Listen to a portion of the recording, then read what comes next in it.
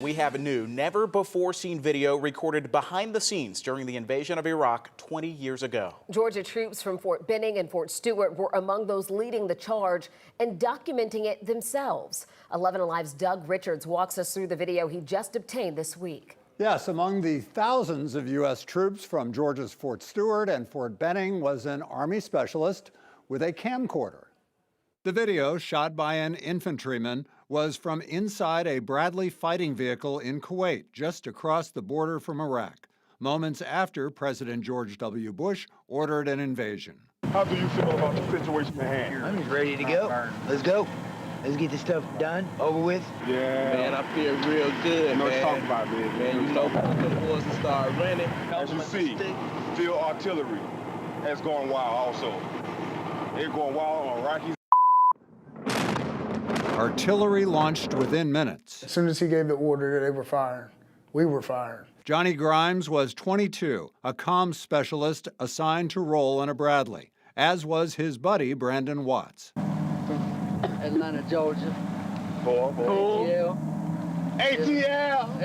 ATL. Stuck in a Bradley.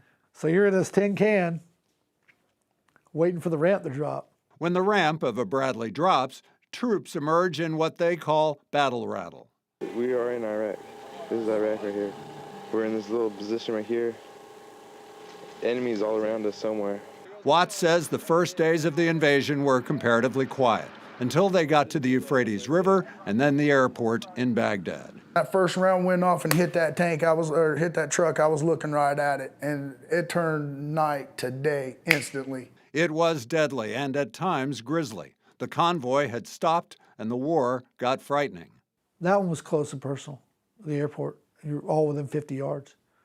I know, it's a different animal. Watts and Grimes were on hand when a large statue of Saddam Hussein toppled. At that early moment, it seemed, prematurely, that the invasion had succeeded. Into the city, and then we thought the war was over, and we celebrated, and we'd won the war, eating ice cream. And I thought they would hate us, but they didn't. You know, they didn't start hating us until we stayed.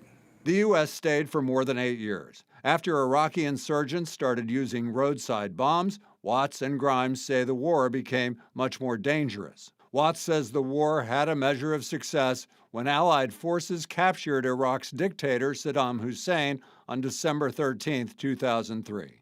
And I believe that Saddam had to go, and then the Iraqis should build whatever they want. But he had to go, and he went. But Grimes says Americans made enemies every time they killed more Iraqis, which dragged the war out from the spring of 2003 to December 2011. Jennifer. All right, Doug, thank you so much. And even right now, American forces remain in Iraq. But when did our involvement begin? The U.S. invaded in March of 2003 with a massive bombing campaign and paved the way for ground troops to enter Baghdad. And in 2011, America withdrew from the nation, which left space for the terrorist group Islamic State, or ISIS, to move in and take control. By 2014, the U.S. returned to Iraq to help clear out the terrorist group, and they were successful by March 2019. But even now, in 2023, there are still about 2,500 U.S. troops on joint bases with Iraqi troops, providing training and equipment.